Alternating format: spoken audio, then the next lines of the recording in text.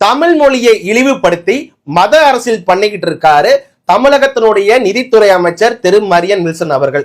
தமிழக சட்டமன்ற பேரவையில திரு மரியன் வில்சன் அவர்கள் மேல சில விமர்சனம் வச்சாங்க. என்ன விமர்சனம் வச்சாங்கன்னா, அவர் பேசக்கூடிய வார்த்தைகள் புரியல, அவருடைய தமிழ் சரியா கேட்க மாட்டேங்குது, அவருடைய தமிழ் உச்சரிப்பு சரியில்லை அப்படின்னு விமர்சனம் பண்ணியிருக்காங்க. அதற்கு மரியன் வில்சன் அவர்கள் பயங்கரமா கோவப்படுற மாதிரிலாம் ஸ்டண்ட் அடிச்சு, நான் ஒரு பேஸ்கெட் பால் பிளேயரு, எனக்கு எப்ப அஃபென்ஸ் ஆடுன்னு தெரியும், டிஃபென்ஸ் ஆடுன்னு தெரியும்னு எப்பவும் போல ஒரு சினிமா டைலாக். அதுக்கடுத்து அவர் என்ன பண்றாரு, நான் ஒரு பார்ன் கிறிஸ்டியன், என்னுடைய கிறிஸ்தவ மனம் எனக்கு வந்துட்டு அமைதியை போதிச்சது, தமிழ் படிக்கக்கூடிய பாதி பேர்த்துக்கு அந்த அமைதி மொழி புரியாதுன்ற மாதிரி சொல்றாரு. தமிழை படிக்கக்கூடிய பாதி பேர்த்துக்கு அமைதி மொழி புரியாதுன்னு இவர் எப்படி சொல்லுவாரு? அப்ப தமிழ் படிக்கிறவனா காட்டும் மிராண்டியா?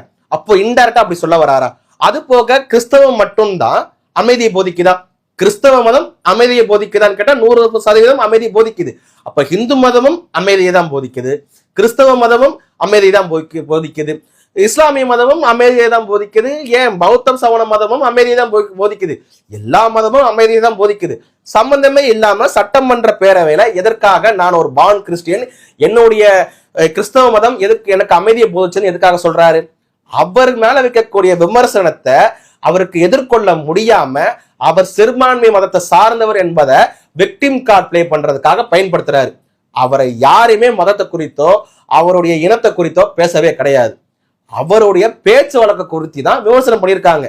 எல்லா விதமான விமர்சனமும் அரசியல்ல வந்தா இருக்கும், அதை தாங்கிக்கக்கூடிய மனப்பக்கமும் அவருக்கு வேணும்.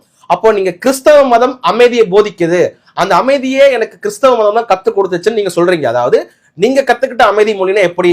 உருட்டுக்கட்டையை எடுத்துக்கிட்டு ஒரு மஞ்சள் கலர் டி ஷர்ட்டை போட்டுக்கிட்டு ஒரு கேட்ல போயிட்டு கேட்டை உடைக்கிற மாதிரி பண்ணிட்டு அங்க இருக்கிறவங்கள அடிச்சு உதைச்சாரு, அதுக்கு பேர் தான் அமைதியான மொழியா? அப்போ நீங்க அங்க வந்து ஜப கூடத்துக்கு போயிட்டு ஜபம் பண்ணிக்கிட்டு இருந்தீங்களா உருட்டுக்கட்டையெல்லாம் வச்சுக்கிட்டு? அப்படி கேள்வி கேட்டா அது நியாயமாக இருக்குமா? உங்க மேல என்ன விமர்சனம் வைக்கிறாங்களோ அந்த விமர்சனத்துக்கு உண்டான பதில சொல்லுங்க. நீங்க விக்டிம் கார்டு ப்ளே பண்ண வேண்டாம். சட்டப்பேரவையில யார் வந்துட்டு கிறிஸ்தவ மதத்தை குறித்து பேசினா அதை வந்துட்டு டெலிகாஸ்ட் பண்ணுங்க. தொடர்ச்சியாக நீங்க சட்டப்பேரவையில பத்தி பாத்தீங்கன்னா கிறிஸ்தவ மதத்தை இன்டைரக்டா போதிக்கிறாங்க. அவங்களுடைய மதத்தை வழிபாடு பண்ணுவதற்கு எல்லாத்துக்குமே உரிமை இருக்கு, அதை யாருமே கேட்க கிடையாது. ஆனா கிடைக்கிற கேப் எல்லாம் சட்டப்பேரவையில இந்த தாவேக்க ஆட்சி வந்ததுக்கு அப்புறம் கிடைக்கிற கேப் எல்லாம் கிறிஸ்தவ மதத்தை ப்ரொமோட் பண்ணிட்டு போறாங்க. இதுவே வந்து ஒருத்தருக்கு ஹிந்து மதத்தை பத்தி பேசினாங்கன்னா சங்கி மங்கி பாஜக பி டீம் ஏ டீம்னு வந்துருவாங்க.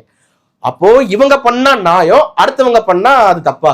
இதை கொஞ்சம் தாவேக்க நண்பர்கள் எனக்கு கொஞ்சம் புரியுற மாதிரி சொன்னீங்கன்னா நல்லா இருக்குங்கண்ணா.